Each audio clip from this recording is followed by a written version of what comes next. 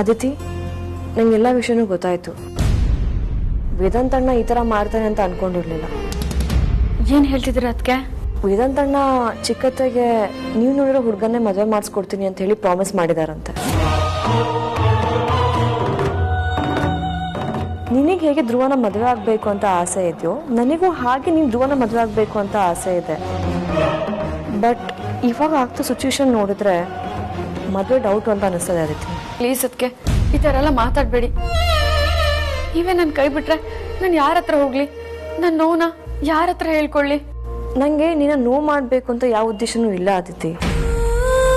ಇಲ್ಲಿ ನಮ್ಮ ಅಣ್ಣ, ನಮ್ಮಮ್ಮ, ನಿಮ್ಮಮ್ಮನ ಜೊತೆ ಸೇರಿಕೊಂಡು ಅವ್ರು ನೋಡಿರೋ ಹುಡುಗನೇ ಮದುವೆ ಮಾಡಿಸ್ಬೇಕು ಅಂತ ಹೇಳಿ ಎಲ್ಲ ಟ್ರೈ ಮಾಡ್ತಾ ಇದ್ದಾರೆ. ಅದಕ್ಕೋಸ್ಕರ ಅಂತ ಎಲ್ಲ ಪ್ರಿಪ್ರೇಷನ್ ಕೂಡ ಆಗ್ತಾ ಇದೆ. ನಂಗೆ ಏನು ಮಾಡಬೇಕು, ನಿಂಗೆ ಏನು ಹೇಳಬೇಕು ಅಂತ ನನಗೆ ಅರ್ಥ ಆಗ್ತಾ ಇಲ್ಲ. ಫ್ರೆಂಡ್ಸ್ ಇಬ್ರು ನಿಜವಾಗ್ಲೂ ಲವ್ ಮಾಡಿದ್ರೆ ಯಾರಿಷ್ಟಕ್ಕಷ್ಟಕ್ಕೆ ಅವ್ರ ತಲೆ ಕೆಡ್ಸ್ಕೊಳ್ಳೋ ಅವಶ್ಯಕತೆ ಇಲ್ಲ. ಇಡೀ ಪ್ರಪಂಚ ಎದುರು ಹಾಕೊಂಡ್ರು ಅದು ತಪ್ಪಲ್ಲ. ನಿನ್ನ ಫ್ರೆಂಡ್ ಮದುವೆ ಆಗ್ತಿರೋ ಹುಡುಗನ ಮನೇಲಿ ಅವ್ರು ಒಪ್ಕೊಂಡಿಲ್ಲ. ಅವ್ರಿಬ್ರು ಹೊರಗಡೆ ಹೋಗಿ ಯಾರಿಗೂ ಹೆದರ್ಕೊಳ್ಳದೆ ಮದುವೆ ಆಗ್ಬೇಕು. ಅದಿತಿ, ಇದಕ್ಕೆಲ್ಲ ನನ್ನ ಹತ್ರ ಒಂದು ಐಡಿಯಾ ಇದೆ. ಅದಕ್ಕೆ ನೀವು ಕೇಳ್ತೀರಾ ಅಂದರೆ ಹೇಳ್ತೀನಿ. ಆಫ್ಕೋರ್ಸ್ ಕೇಳ್ತೀನಿ, ಹೇಳು. ಫೋನಲ್ಲೆಲ್ಲ ಹೇಳೋಕ್ಕಾಗಲ್ಲ. ಅದಕ್ಕೆ ನಿಮ್ಮನ್ನ ಕನ್ವಿನ್ಸ್ ಮಾಡಬೇಕು ಅಂದರೆ ಡೈರೆಕ್ಟಾಗೆ ಸಿಗಬೇಕು. ಹೌದಾ? ಎಲ್ಲಿ ಸಿಗಬೇಕು ಅಂತ್ಯಾ? ಮನೇಲಿ ಸಿಕ್ಕರೆ ಆಗಲ್ವಾ? ಮನೇಲಿ ಬೇಡ, ಅದಕ್ಕೆ ಆಚೆ ಎಲ್ಲಾದ್ರೂ ಸಿಗೋಣ. ನಾಳೆ ವರಮಹಾಲಕ್ಷ್ಮಿ ಹಬ್ಬ ಇದೆ, ಅದರಿಂದ ಪೂಜೆ ಮುಗಿದ್ಮೇಲೆ ನಾಳೆ ಮೀಟ್ ಮಾಡೋಣವಾ? ಸರಿ ಅದಕ್ಕೆ.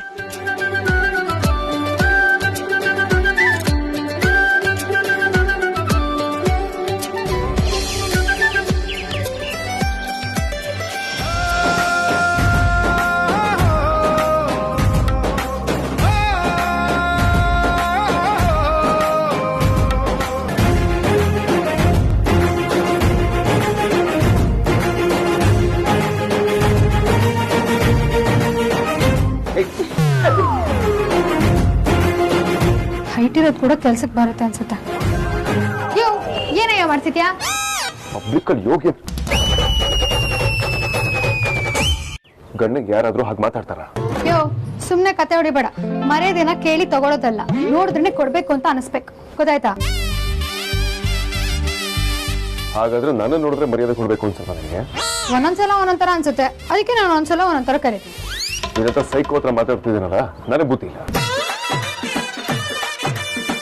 ಅದ್ ನಂಗೂ ಗೊತ್ತಿರೋದೆ. ಒಂಚೂರು ಬಾ, ಎಟಕ್ತಿಲ್ಲ, ಒಂಚೂರು ಹೆಲ್ಪ್ ಮಾಡು. ಬಜಾರಿ, ಮಾತು ಉದ್ದಾದ್ರೆ ಸಾಲದು, ನೀನು ಉದ್ದಾಗ್ಬೇಕು, ಮಾಡೋ ಕೆಲ್ಸನೂ ಉದ್ದಾಗ್ಬೇಕು. ನಾವು ನಮ್ಮ ಮೈಂಡ್ ವಾಯ್ಸಲ್ಲಿ ಅದನ್ನೇ ಹೇಳ್ಕೊಂಡಿದ್ವಿ. ನೀನ್ ಆರೋಡಿ ಕಟ್ಔಟ್ ಆಗಿದ್ರು ನನಗೆ ನೀನ್ ಹೆಲ್ಪ್ ಬೇಕಾಗಿಲ್ಲ. ಮೊದ್ಲು ಇಲ್ಲಿಂದ ಜಾಗ ಖಾಲಿ ಮಾಡು, ನನ್ನ ಕೆಲ್ಸನ ನಾನೇ ನೋಡ್ಕೋತೀನಿ. ಶ್ರೀಕಾಂತ, ಸ್ಟೂಲ್ ತಗೊಂಬನ್ರಿ. ಇಡ್ಕೊಳ್ಳಿ ಚೋಟ ಬಸ್. ಇಟ್ಕೊಳ್ರಿ, ಗಟ್ಟಿಯಾಗಿ ಇಟ್ಕೊಳ್ಳಿ, ಬಿಡಿಸ್ಬಿಟ್ಟಿರಾ? ಅಯ್ಯೋ ಅತ್ತಿ ಮೇಡಮ್, ಈ ಕಾಂತಿಗೆ ಒದಿಯಕ್ಕೂ ಬರಲ್ಲ, ಬೀಳ್ಸಕ್ಕೂ ಬರಲ್ಲ, ಕಣ್ಣು ಮುಚ್ಕೊಂಡು ನಂಬೋದು. ಆ ತರ ಕ್ವಾಲಿಟಿ ನಮ್ದು. ಈ ಕಾಂತಂದು 6 ಕೊಟ್ರೆ ಅತ್ತೆ ಕಡೆ, 3 ಕೊಟ್ರೆ ಸೊಸೆ ಕಡೆ. ಯಾವಾಗ ಯಾರ ಕಡೆ ಪಾರ್ಟಿ ಚೇಂಜ್ ಮಾಡ್ತಾನೆ ಅಂತ ಹೇಳಕ್ಕಾಗಲ್ಲ. ಆಮೇಲೆ ಸಿಗು, ವಿಚಾರಿಸ್ಕೊಳ್ತೀನಿ.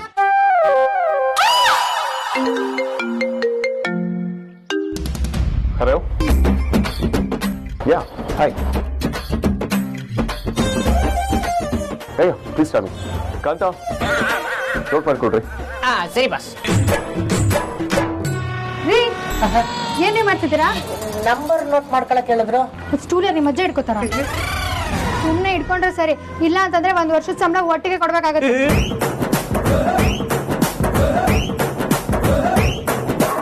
ಬಿಟ್ರೆ ಹೆಂಡತಿ ಬೈತಾಳೆ, ಹಿಡ್ಕೊಂಡ್ರೆ ಗಂಡ ಬೈತಾನೆ. ಒಳ್ಳೆ ಮೆಂಟ್ಲು ಫ್ಯಾಮಿಲಿ ಸವಾಸ ಆಯ್ತು. ಏನ್ರಿ ಯೋಚನೆ ಮಾಡ್ತಿದ್ದೀರಾ? ಮೈಂಡ್ ವಾಯ್ಸ್ ಅಲ್ಲಿ ಬೈದಿದ್ ಸಾಕು, ಗಟ್ಟಿಗೆ ಹಿಡ್ಕೊಳ್ಳಿ. ಮೈಂಡ್ ವೈಸ್ ರೀಡ್ ಮಾಡೋ ಕಲೆ ನಿಮ್ಗೂ ಬಂದ್ಬಿಡ್ತಾ ಮೇಡಮ್? ಕಾಂತ, ನಿಮ್ಗೆ ಹೇಳ್ತಿದ್ದು ನೋಟ್ ಮಾಡ್ಕೊಳ್ಳಿ. ಸರಿ ಬಸ್. ಗಟ್ಟಿಗೆ ಹಿಡ್ಕೊಳ್ಳಿ. ಕಾಂತ, ಸರಿ ಬಸ್, ಬರ್ಕೊತೀನಿ. ಗಟ್ಟಿಯಾಗಿ ಹಿಡ್ಕೊಳ್ರಿ. ಹಿಡ್ಕೊಂಡಿದ್ದೀನಿ ಮೇಡಮ್.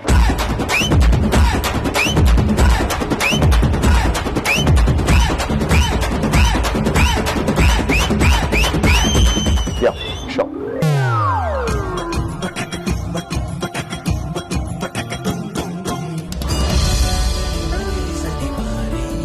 ಅತ್ತೆ ಡೆಕೋರೇಷನ್ ಎಲ್ಲ ರೆಡಿ. ಇನ್ನು 1 ಗಂಟೆಯಲ್ಲಿ ಒಳ್ಳೆ ಮುಹೂರ್ತ ಇದೆಯಂತೆ, ಪೂಜೆ ಶುರು ಮಾಡೋಣವಾ? ಅಮೂಲ್ಯ, ಯಾರೋ ಒಬ್ರು ಗೆಸ್ಟ್ ಬರೋರಿದ್ದಾರೆ, ಅವ್ರು ಬಂದ್ಮೇಲೆ ಪೂಜೆ ಶುರು ಮಾಡೋಣ. ಗೆಸ್ಟ್ ಯಾರಮ್ಮ ಅದು? ಯಾರು ಇನ್ವೈಟ್ ಮಾಡಿದ್ದೀರಾ? ಏನೋ ಸ್ವಲ್ಪ ಹೊತ್ತು ವೇಟ್ ಮಾಡಿ, ನಿಮಗೆ ಗೊತ್ತಾಗುತ್ತೆ. ಅತ್ತೆ ಮುಹೂರ್ತ ಮೀರೋಗಲ್ವಾ?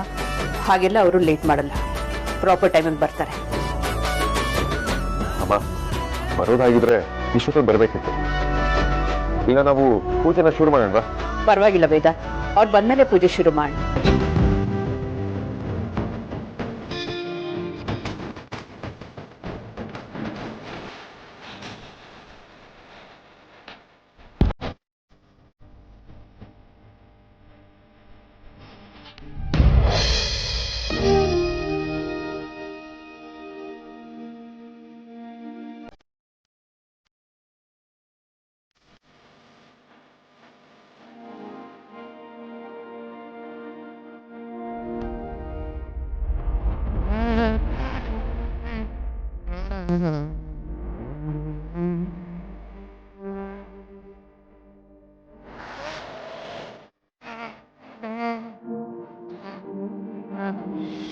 ಈ ಬಟ್ಟೆಯಲ್ಲಿ ನೀವು ತುಂಬಾ ಚೆನ್ನಾಗಿ ಕಾಣ್ತಿದ್ದೀರ ಧ್ರುವ.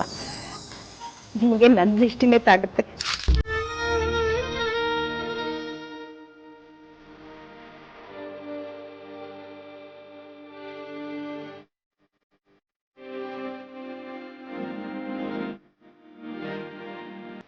ಅಮ್ಮ,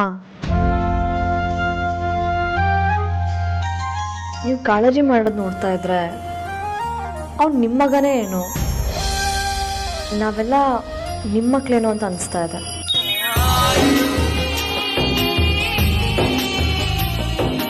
ಅದೇ ನಿಜ ಅಲ್ವೇನಮ್ಮ?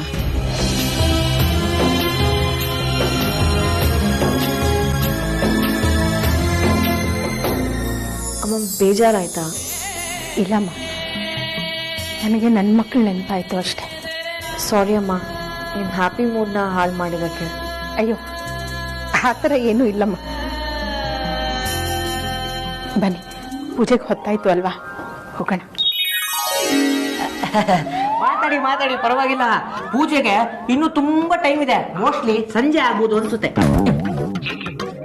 ರೀ ಕಾಂತ, ಅದೇನೊಂದು ಸರಿಯಾಗಿ ಅರ್ಥ ಆಗೋ ಥರ ಹೇಳ್ಬಾರ್ದಾ? ನಾನ್ ಸರಿಯಾಗಿ ಹೇಳ್ತೀನಿ, ಆದ್ರೆ ನೀವು ಅದನ್ನ ಸರಿಯಾಗಿ ಅರ್ಥ ಮಾಡ್ಕೊಳಲ್ಲ ಅಷ್ಟೇ. ಈಗೇನು ಹೇಳ್ತೀರಾ ಇಲ್ವೋ? ಅದು ಬಿಗ್ ಮೇಡಮು ಅದು ಯಾರೋ ಗೆಸ್ಟ್ ಬರ್ತಾರೆ, ಅವ್ರು ಬರೋವರೆಗೂ ಪೂಜೆ ಸ್ಟಾರ್ಟ್ ಮಾಡಲ್ಲ ಅಂತ ಈಗ ತಾನೇ ಅನೌನ್ಸ್ ಮಾಡಿದ್ರು. ಅದಕ್ಕೆ ಎಲ್ಲರೂ ಅವ್ರಿಗೆ ವೆಯ್ಟ್ ಮಾಡ್ತಾ ಇದ್ದಾರೆ. ಆದ್ರೆ ಅವ್ರು ಎಷ್ಟೊತ್ತಿಗೆ ಬರ್ತಾರೆ ಅಂತ ಯಾರಿಗೂ ಗೊತ್ತಿಲ್ಲ.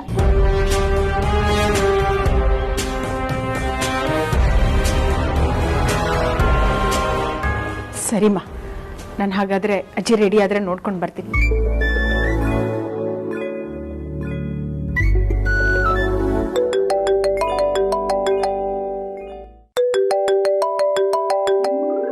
ಹಲೋ, ಹಾ, ಡೋಂಟ್ ವರಿ, ಸಾರ್ಥಕ್ ಸರ್ ಎಲ್ಲ ಹೇಳಿದ್ದಾರೆ, ನಾಳೆ ಖುದ್ದಾಗಿ ಬಂದು ನಾನೇ ಕಲೆಕ್ಟ್ ಮಾಡ್ಕೋತೀನಿ. ಇಲ್ಲ ಇಲ್ಲ ಇಲ್ಲ, ಏನು ಕೆಲಸ ಇಲ್ಲ.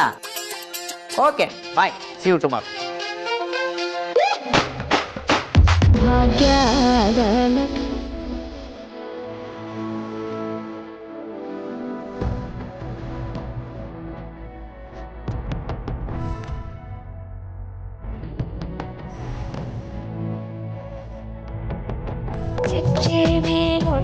ಜಯ ದಿಕ್ಕುತ್ತ ಗೆಜ್ಜೆಯ ಕಾಲಿನ ನಾದವ ತೋರುದ ಸದ್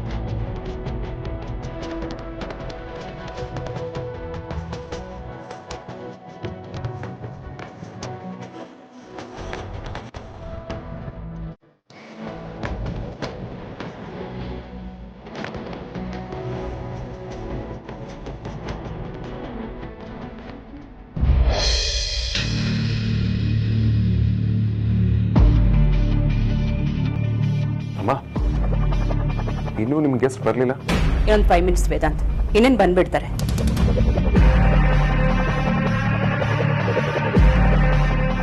ರೌಡಿನದ್ನಿ, ನಿನಗೆ ಸ್ವಲ್ಪನೂ ಆಶ್ಚರ್ಯ ಆಗ್ತಲ್ವಾ? ಆಶ್ಚರ್ಯ ಅಷ್ಟೇ ಅಲ್ಲ ಬಾಬಾ, ಪರಮಾಶ್ಚರ್ಯ ಆಗ್ತದೆ. ನನಗೂ ಅಷ್ಟೇ. ಬಟ್ ನಾನು ಹುಟ್ಟಾಗಿಂದ ನೋಡ್ತಾ ಇದ್ದೀನಿ, ಮದರ್ ಇಂಡಿಯಾ ಇಷ್ಟು ಪೇಷನ್ಸ್ ಆಗಿ ಯಾರಿಗಾದ್ರೂ ವೆಯ್ಟ್ ಮಾಡ್ತಿರೋದು ಇದೇ ಫಸ್ಟ್ ಟೈಮು. ಅದು ಸರಿ, ಯಾರು ಬರ್ತಿರ್ಬೋದು ಅಂತ ಏನಾದರೂ ಐಡಿಯಾ ಇದೆಯಾ? ನನ್ಗೇನು ಗೊತ್ತು ಬಾಬಾ, ನಿಮ್ಮಮ್ಮ ಈ ಲೆವೆಲಿಗೆ ಸೀಕ್ರೆಟ್ ಮೇಂಟೈನ್ ಮಾಡ್ತಿದ್ದಾರೆ ಅಂತ ಅಂದರೆ ಯಾರು ಸೆಲೆಬ್ರಿಟಿನೇ ಕರೆಸಿದ್ದಾರೆ ಅನ್ಸುತ್ತೆ. ಸುಹಾಸಿನಿ, ಮುಹೂರ್ತ ಮೀರೋಗಿ ಪೂಜೆ ಮಾಡಿದ್ರೆ ದೇವರಿಗೆ ಅರ್ಪಣೆ ಆಗಲ್ಲಮ್ಮ. ಅವ್ರು ಎಲ್ಲಿದ್ದಾರೆ ಅಂತ ಫೋನ್ ಮಾಡಿ ಕೇಳೋದು. ಅವ್ರು ಬರೋದು ಲೇಟ್ ಆಗತ್ತೆ ಅಂದ್ರೆ ಪೂಜೆ ಶುರು ಮಾಡಿಬಿಡಿ. ಹೌದಮ್ಮ, ಒಂದ್ಸಲ ಫೋನ್ ಮಾಡಿ ತಿಳ್ಕೊಡಿ ಎಲ್ಲಿದ್ದಾರೆ ಅಂತ. ಇಲ್ಲೇ ಹತ್ತದಲ್ಲಿದ್ರೆ ವೆಯ್ಟ್ ಮಾಡೋಣ, ಇಲ್ಲಾಂದ್ರೆ ಪೂಜೆನ ಕಾಯಿಸೋದ್ಬೇಡ.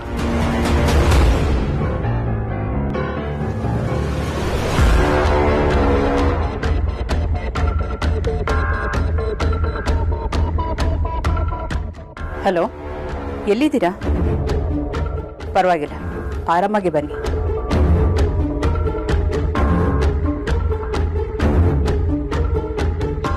ಎಲ್ರೂ ಲೇಟ್ ಆಗಿದೆ ಅಂತ ಬಾಯ್ ಬಡ್ಕೊಳ್ತಿದ್ರೆ ಈ ಅಮ್ಮ ಮಾತ್ರ ಆರಾಮಾಗಿ ಬನ್ನಿ ಅಂತಿದ್ದಾಳಲ್ಲಪ್ಪ. ಅಮ್ಮ, ಅವ್ರು ಇಲ್ಲೇ ಇದ್ದಾರಂತೆ, ಇನ್ನೊಂದು 5 ನಿಮಿಷ ಬಂದ್ಬಿಡ್ತಾರೆ.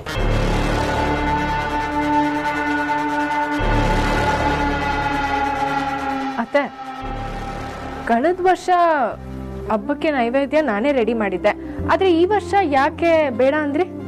ಆರ್ತಿ, ಒಬ್ರು ಬರ್ತಿದ್ದಾರೆ ಅಂತ ಹೇಳ್ದೆ ಅಲ್ವಾ, ಅವರೇ ಪ್ರಸಾದ ಮಾಡ್ಕೊಂಡು ಬರ್ತಿದ್ದಾರೆ, ಅದಕ್ಕೆ ನೀನ್ ಮಾಡೋದು ಬೇಡ ಅಂದ್ರೆ.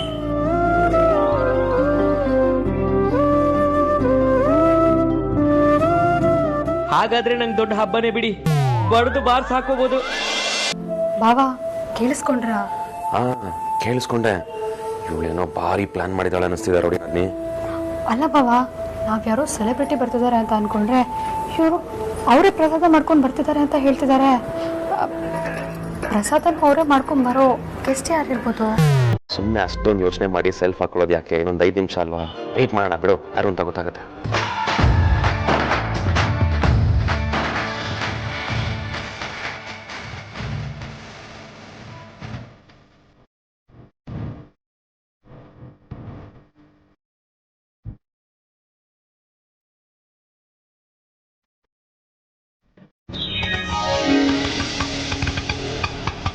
ಒಂದು ನಿಮಿಷ ಬಂದು.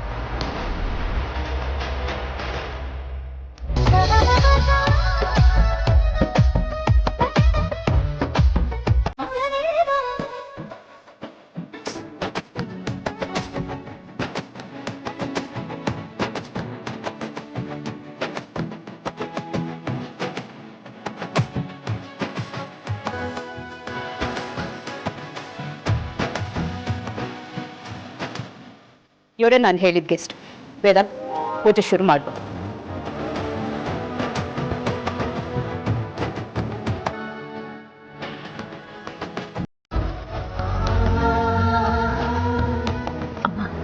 ಪರಿಮಳ ಅವ್ರು ಬಂದ್ರು. ಪರಿಮಳ ಅವರೇ, ಬನ್ನಿ ಪೂಜೆ ಮಾಡೋಣ.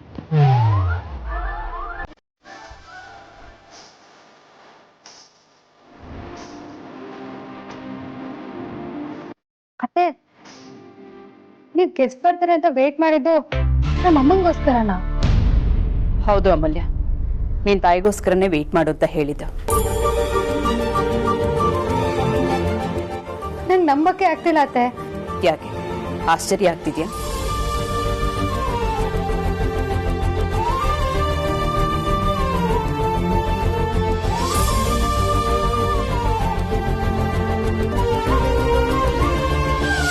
ಅಂಜು ಕಾಲೇಜ್ ಹೇಗೆ ನಡೀತಿದೆ? ನಡೀತಿದೆ, ಹೋಗ್ತು. ಅಮ್ಮ ನಾವೇನು ಹೊರಡ್ತೀವಿ, ಏನಾದರೂ ಬೇಕಾದ್ರೆ ನಮ್ಗೆ ಕಾಲ್ ಮಾಡಿ. ಸರಿಪ್ಪ. ಹೊರಡೋಣಮ್ಮ. ನೀನು ಹೋಗಿರೋ ವಿಧಾನ ನಾನು ಸ್ವಲ್ಪ ಮಾತಾಡಿ ಬರ್ತೀನಿ. ಸರಿ.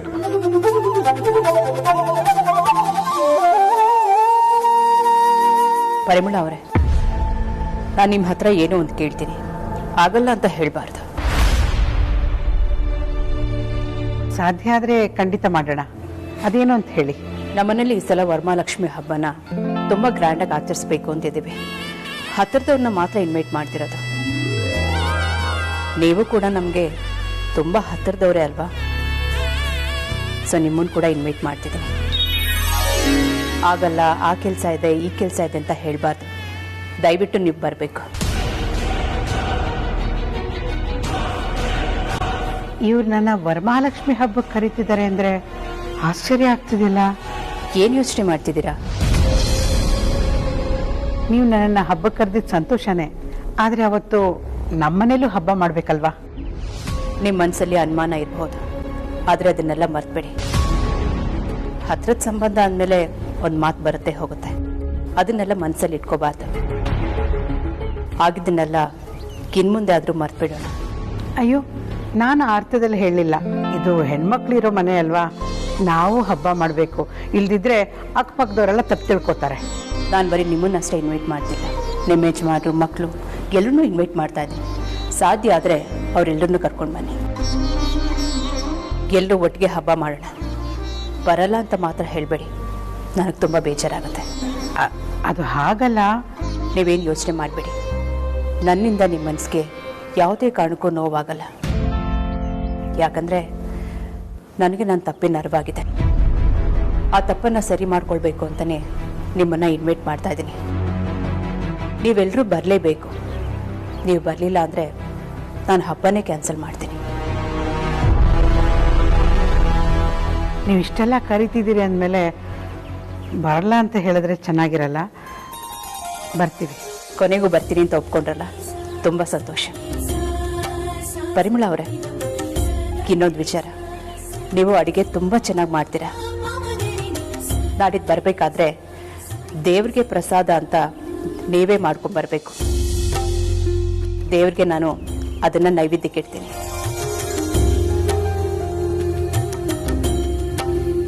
ನಾನು ಮಾತಿಗೆ ಇಷ್ಟೊಂದು ಗೌರವ ಕೊಟ್ರಲ್ಲ,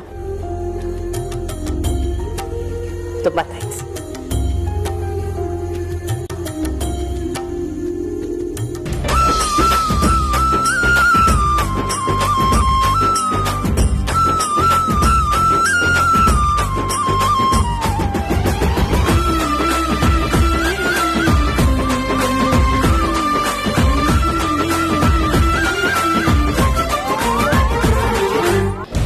ಈಗ ಹಬ್ಬಕ್ಕೆ ಇನ್ವೈಟ್ ಮಾಡಿದ್ದೀನಿ ಅಂದರೆ ಆಶ್ಚರ್ಯ ಪಡೋದ್ರಲ್ಲಿ ತಪ್ಪೇನಿಲ್ಲ.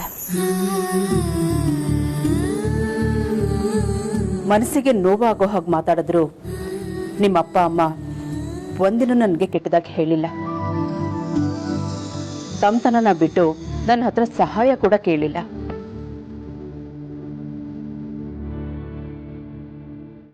ನಾನಿವ್ರನ್ನ ಆಸ್ತಿ ಅಂತಸ್ತಿಂದ ಅಳದೆ, ಆದರೆ ಇವ್ರು ಮಾತ್ರ ಎಲ್ರೂ ಗುಣಗಳಿಂದ ಅಳಿದ್ರು. ಹಣಕ್ಕಿಂತ ಗುಣನೇ ಮುಖ್ಯ ಅಂತ ಸಾಬೀತು ಮಾಡಿದ್ರು.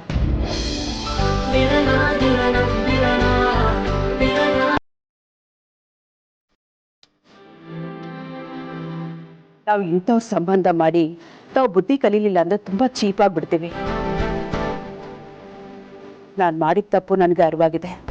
ಅದಕ್ಕೆ ಪ್ರಾಯಶ್ಚಿತ್ತವಾಗಿ ಪರಿಮಳ ಅವ್ರನ್ನ ಹಬ್ಬಕ್ಕೆ ಬರಬೇಕು ಅಂತ ನಾನು ರಿಕ್ವೆಸ್ಟ್ ಮಾಡಿಕೊಂಡೆ.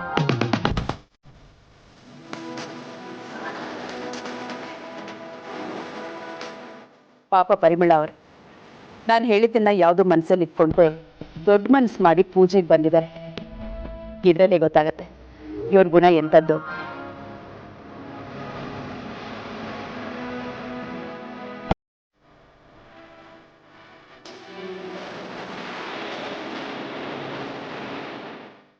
ಅಮ್ಮ, ಅಪ್ಪ, ಅದಕ್ಕೆ ಅಂಜು ಎಲ್ಲ ಹೇಗಿದ್ದಾರೆ? ನಾವು ಚೆನ್ನಾಗಿದ್ದೀವಮ್ಮ. ಬರೀ ಮಾತಾಡ್ಕೊಂಡು ಇರ್ತೀರೋ, ಪೂಜೆ ಶುರು ಮಾಡ್ತೀರಾ? ಬನ್ನಿ ಪರಿಮಳ, ಒಟ್ಟಿಗೆ ಪೂಜೆ ಮಾಡೋಣ.